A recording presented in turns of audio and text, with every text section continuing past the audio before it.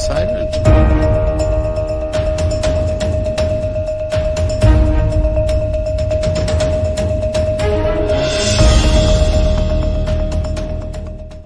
Hello everyone, a very good evening to all of you. Welcome to Shri Ram's IS YouTube channel. This is your mentor Arzu Kakkad, where daily we used to have this session of news analysis. उम्मीद करती हूँ कि आप सब बहुत बढ़िया हैं, खुश हैं, स्वस्थ हैं. Things are fine at your place. You are keeping up with your revision, your preparation. आपका शेड्यूल प्रॉपरली आप फॉलो कर रहे हो. सो इसी उम्मीद के साथ आज का लेक्चर शुरू करते हैं. और कोई दिक्कत हो किसी भी तरीके की प्रिपरेशन में, you can ask me in the comment section. ठीक है, सेशंस कैसे लग रहे हैं वो भी कमेंट सेक्शन में अपना फीडबैक जरूर दिया करो. अच्छे लगते हैं तो do share it also with your friends and please don't forget to mark your attendance. You can do it by liking these lectures. तो आज के लेक्चर में ये कुछ आर्टिकल्स हैं आपके सामने दैट यू आर सीइंग. ये we have to take it in detail. बहुत ही सिंपल है, इजी है, इंपॉर्टेंट है. मेंस के पॉइंट ऑफ व्यू से भी है, प्रीलिम्स के पॉइंट ऑफ व्यू से भी है. So will take each article. I think let's discuss with the very first, national cadet corps. तो क्या है, why in news, and we'll talk about it properly about the National Cadet Corps. क्या ये tri service organisation है, एक voluntary organisation है, क्या काम करती है, इसका एम क्या है, इट इज हेडेड बाय, इसका हेडक्वार्टर कहाँ है. तो ये सारी बातें हम इसमें करेंगे. ये हमारे प्रीलिम्स के लिए इंपॉर्टेंट है. ठीक है.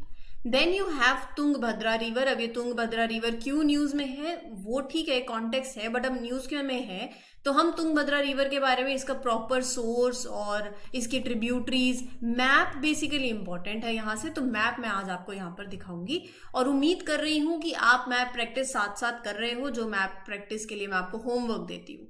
यहाँ पर इस रिवर के बारे में तो I talk about it in detail, map में भी दिखा दूंगी. लेकिन मैप देखने के बाद ये मत सोचना कि मैप देख लिया है बस सेशन में बात खत्म. नहीं, आपको क्या करना है, फिर भी वो एक मैप आपने बना रखा होगा ना, रिवर्स का, नेशनल पार्क्स का, एक मैप. आई थिंक एक एटलस अलग चीज है, बट खुद से भी आप ये प्रैक्टिस करा करो. तो एक 2-3 रुपए का मैप आता है, वॉल पे पेस्ट करो और वहां खुद से मार्क करो चीजों को. ठीक है. तो तुंगभद्रा रिवर भी आप जब मार्क करोगे ना तो आप देखोगे, एटलस में भी देखोगे कि कहाँ से ओरिजिनेट हो रही है, कितना कैचमेंट एरिया आ रहा है, और कौन कौन सी स्टेट्स हैं. तो ये सारी चीजें, अगल बगल की और रिवर्स दिखेंगी.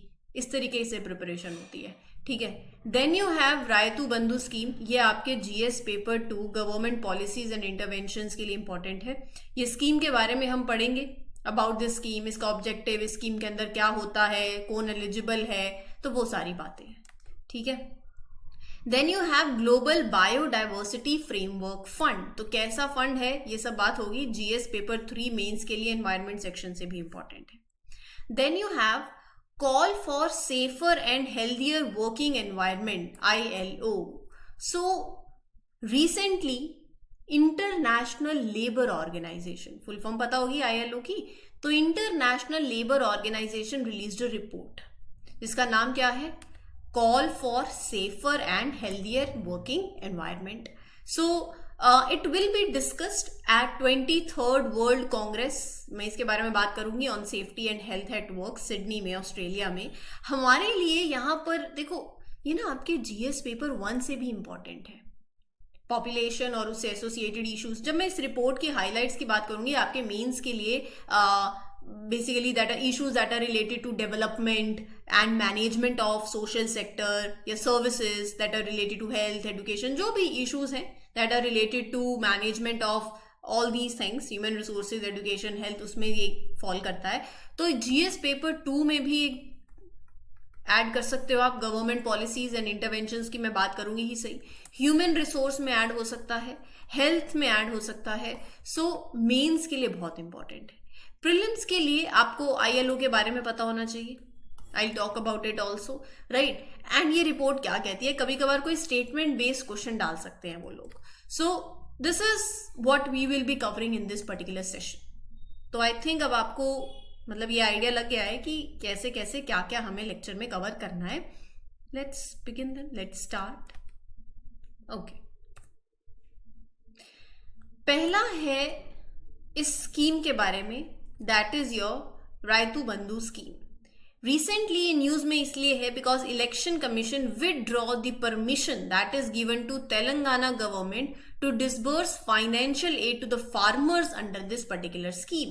तो ये स्कीम फार्मर्स को फाइनेंशियल एड देने के लिए है, मतलब फाइनेंशियल असिस्टेंस देने के लिए है। एटलीस्ट आपको रायतू बंधु स्कीम के बारे में इतना तो पता हो कि ये स्कीम फार्मर्स को फाइनेंशियल असिस्टेंस देने के लिए। कल को अपार्ट फ्रॉम यूपीएससी अगर आप कोई और एग्जाम देते हो, वो सिंपल आपसे पूछेंगे कि Rythu Bandhu scheme is for what, educational scheme है, फाइनेंशियल असिस्टेंस फार्मर्स को देने के लिए है, बेसिक है, कुछ भी नहीं पता हो, बस इस लाइन से एटलीस्ट इतना तो पता हो कि स्कीम का पर्पस क्या है। स्कीम, नाम स्कीम का जो है वो किस स्कीम है, किस लिए, बच्चों के लिए है, फार्मर्स के लिए है, रिसर्चर्स के लिए है, एजुकेशन सेक्टर के लिए है, हेल्थ सेक्टर के लिए है, किस लिए है।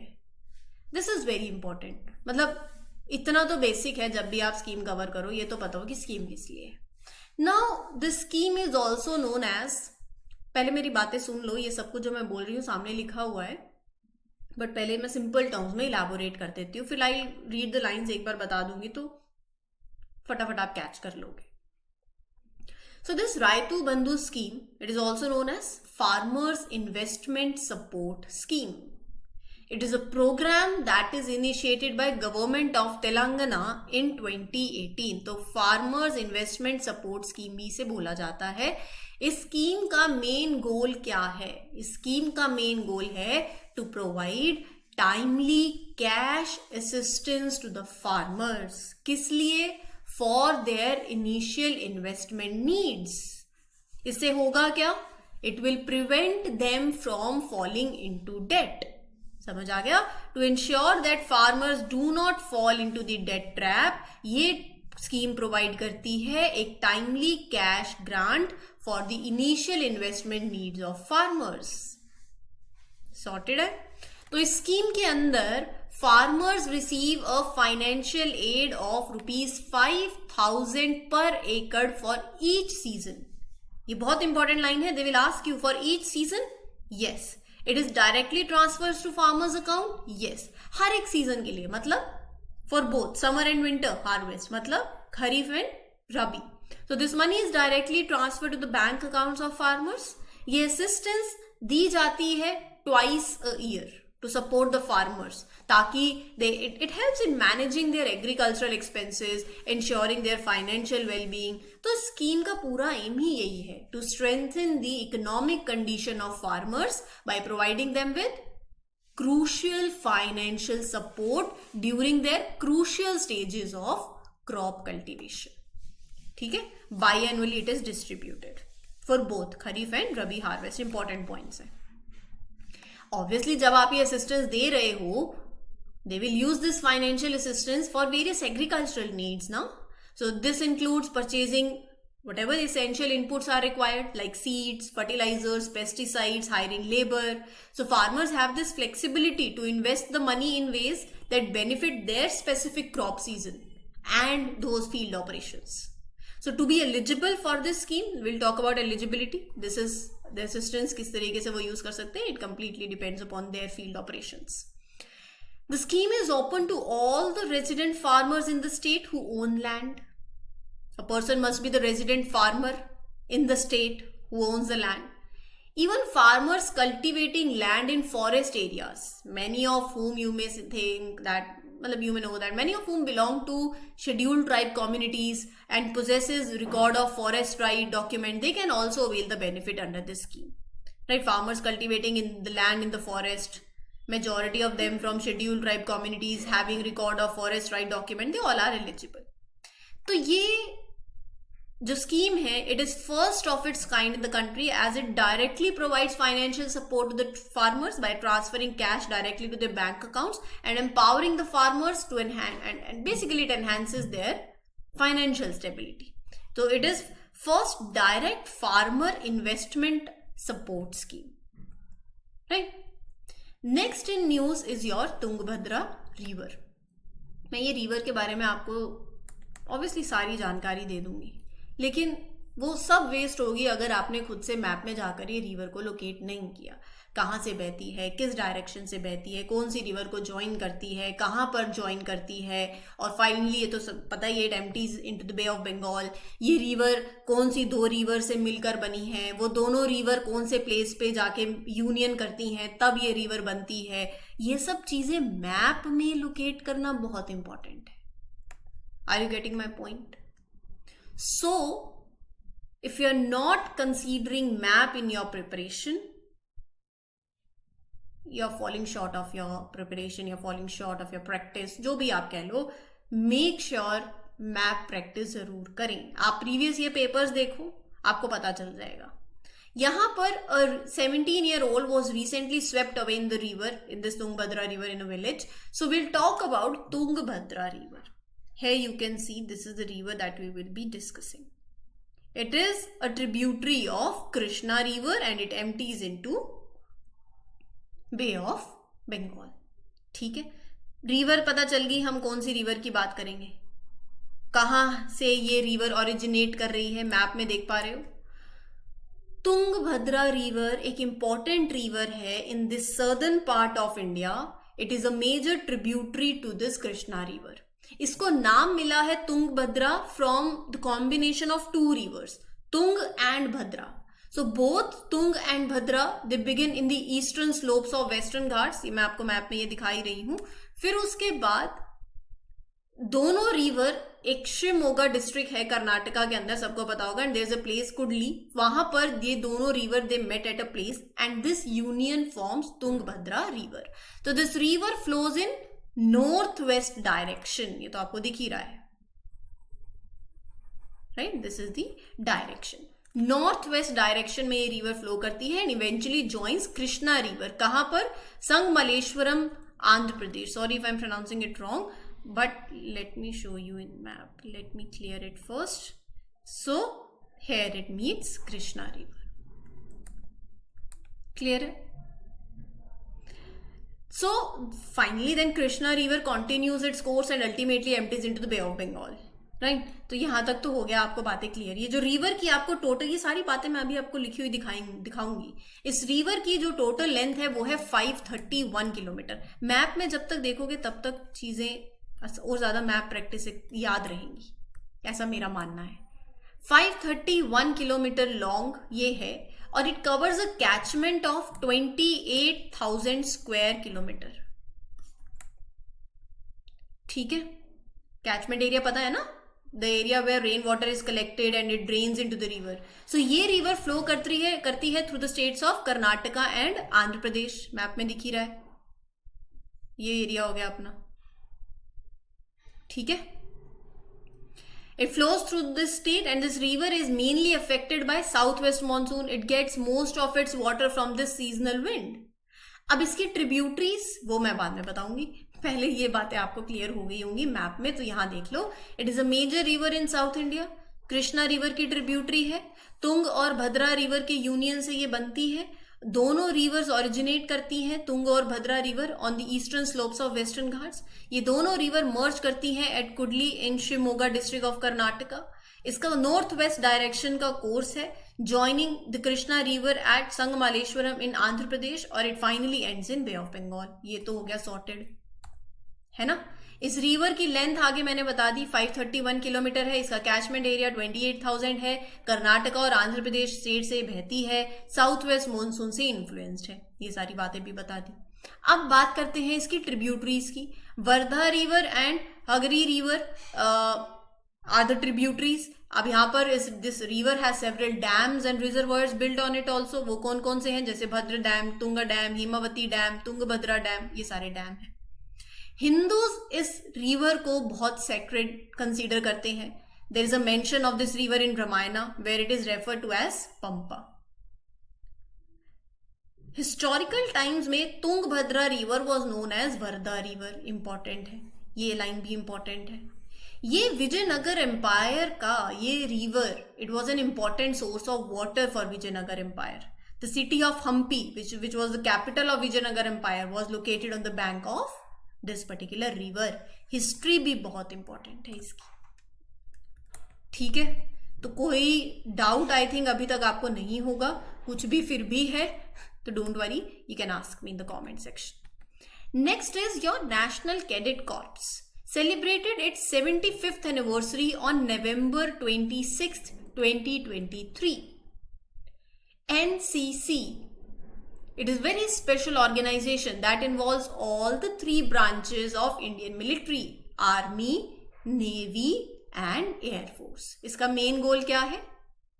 The main goal is to shape and guide young people into disciplined and patriotic citizens. बात आ रही है समझ में? Under an act of 1948, NCC Act, it was established. Ministry of Defense के अंदर आती है. Tri service organization है, Army, Navy, Air Force it comprises of.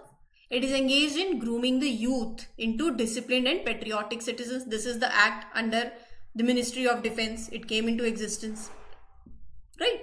So it is a voluntary organization जो रिक्रूट करती है cadets from high school, colleges and universities all over India. जो cadets receive basic military training, जहां पर मतलब it includes like handling small arms and participating in parades. तो the training emphasizes discipline and it instils a sense of patriotism. जो complete करते हैं NCC training, they may receive preference when applying for military services. This means मतलब they might have an advantage over regular candidates during selections.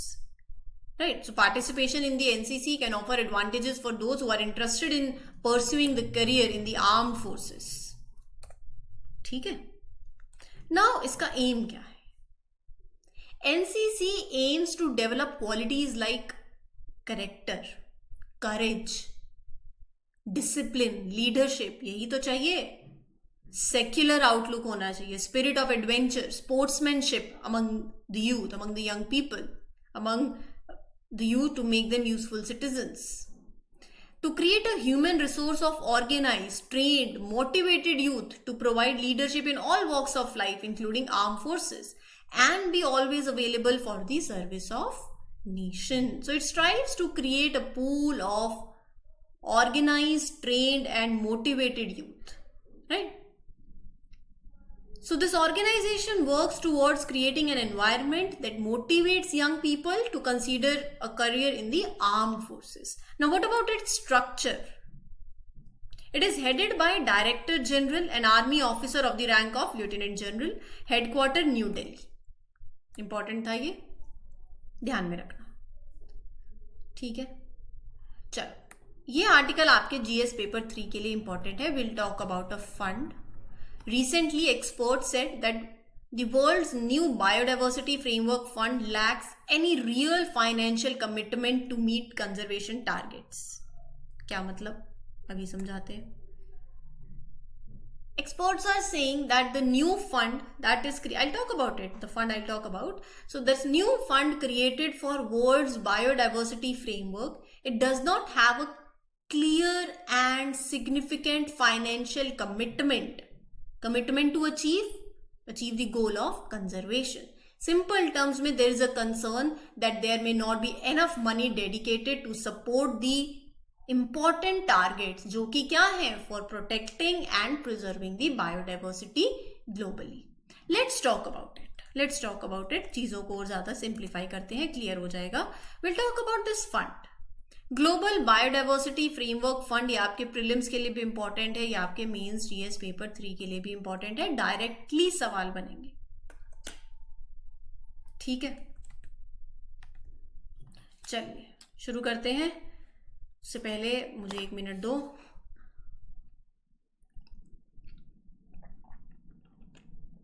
हाँ, तो पहले मन में बात आती है कि इस फंड का पर्पस क्या है.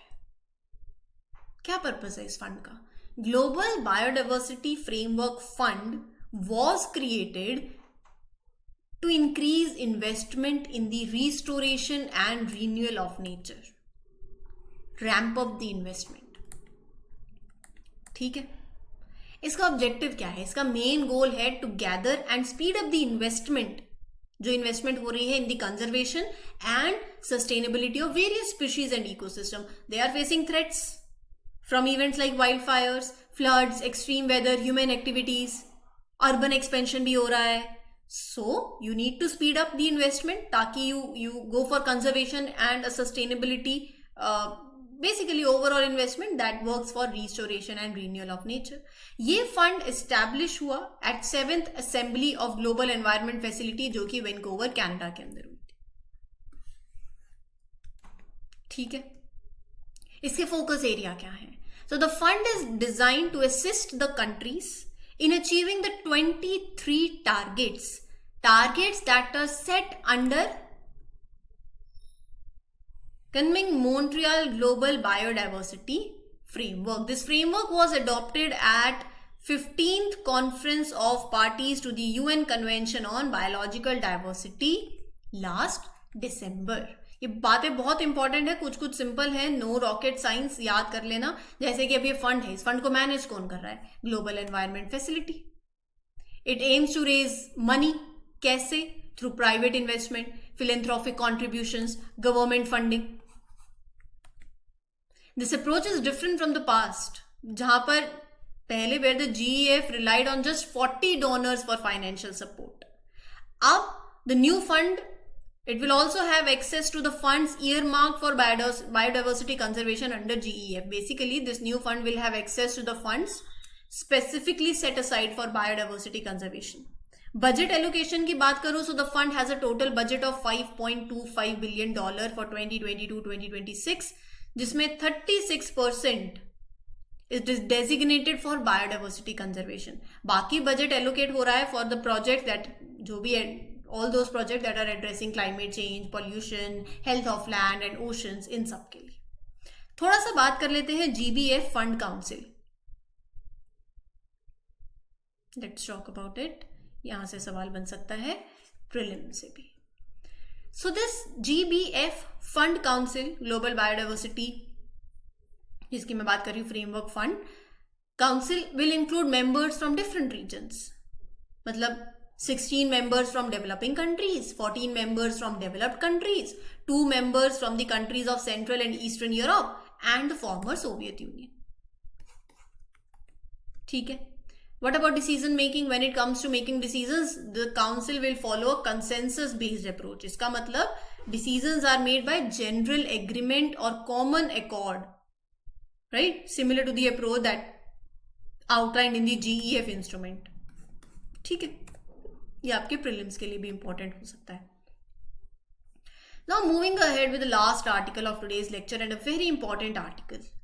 ILO released a report titled A Call for Safer and Healthier Working Environments, which will be discussed at 23rd World Congress on Safety and Health at Work. कहाँ पर? In Sydney, Australia. GS paper 1 के लिए भी important है, GS paper 2 के लिए भी important है. ठीक है. So this conference, very big international conference that focus on world work health and safety, है ना, जिसकी मैंने बात करी, WCSHW, world Congress on safety and health at work. It started in 1955 and it brings together leaders in safety and harm prevention from more than 120 countries. इसका M है to connect these global leaders ताकि we can discuss and improve the safety standards. कहाँ पर? In workplaces. So basically it is all about improving safety standards. कहाँ पर? In workplaces. ठीक है, all around the world. तो अभी ये रिपोर्ट क्या कहती है? ये रिपोर्ट कहती है ये, approximately 30 lakh workers globally die each year, हर साल, due to the work related accidents and diseases. More than 63% of these deaths happen in Asia Pacific region. ये सारे facts आपके मेंस के लिए important है. Now what are the major causes of the death? Long working hours, exposure to occupational particulate matter. I'll talk about each point one by one. So 2016 में working long hours like 55 hours or more per week It resulted in highest number of fatalities. It caused nearly 7.45 lakh deaths. Now about 4.5 lakh deaths occurred due to exposure to gases, fumes, particulate matter, and work-related injuries. There were approximately 3.63 lakh deaths. ठीक है? Then certain sectors like mining, I'll talk about it, fatal occupational injury rate, quarrying, construction, utilities, they are identified as the most hazardous globally based on this fatal occupational injury rate, FOIR. एक तरीके का it is a way to measure the number of death resulting from work related accidents या injuries in a specific industry or a region over a defined time. Now, what about this ILO convention? ILO has conventions that are related to occupational safety and health. Out of 187 member countries, 79 have ratified the ILO Occupational Safety and Health Convention. 62 countries have ratified the Promotional Framework for Occupational Safety and Health Convention 2006. अगर simple पूछे कि what about India? India has not ratified both the conventions. अभी Uttarkashi tunnel incident हुआ, मैं इसके बारे में अलग से वीडियो बनाऊंगी and I'll talk about it. Following this Uttarkashi tunnel incident, central trade unions in India urged the union government to ratify these ILO conventions.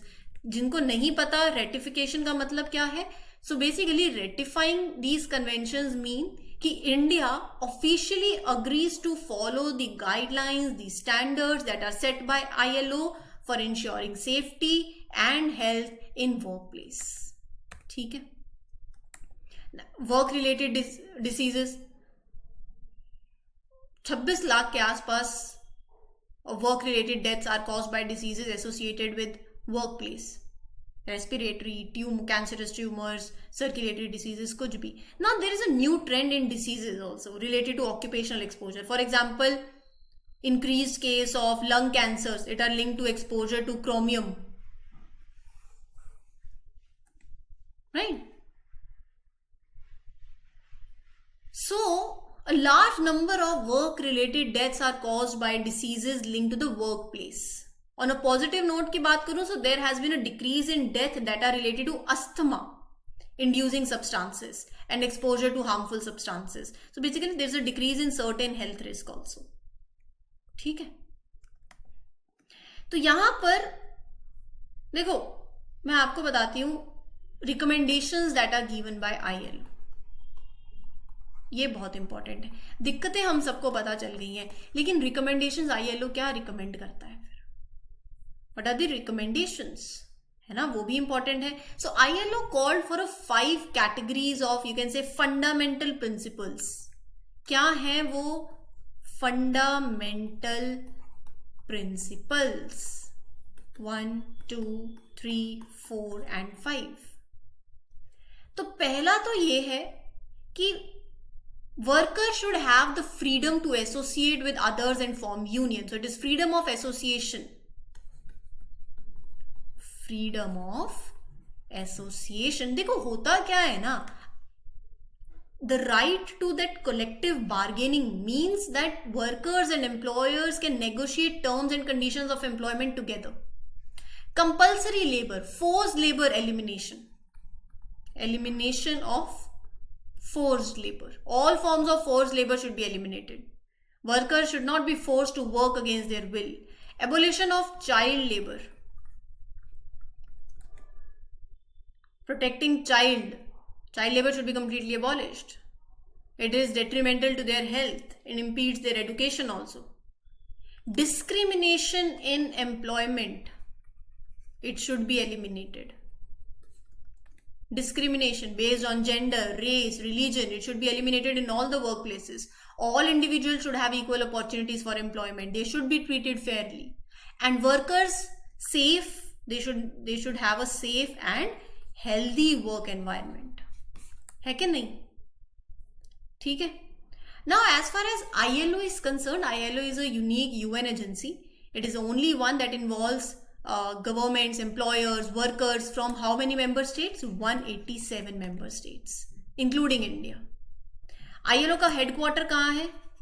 Geneva, Switzerland में. ILO को 1969 में नोबेल पीस प्राइज मिला in its effort in promoting social justice and workers' right. ILO के बारे में थोड़ा सा आप पढ़ना जरूर. क्लियर? कोई डाउट हो you can ask me in the comment section. ये था आज का सेशन. उम्मीद करती हूँ आपको अच्छा लगा हो. If yes, please do let me know in the comment section. This is your mentor Aarzoo Kakkar signing off for today. Will meet you tomorrow. Till then take care. Good luck, good wishes. Happy learning. All the best. Thank you.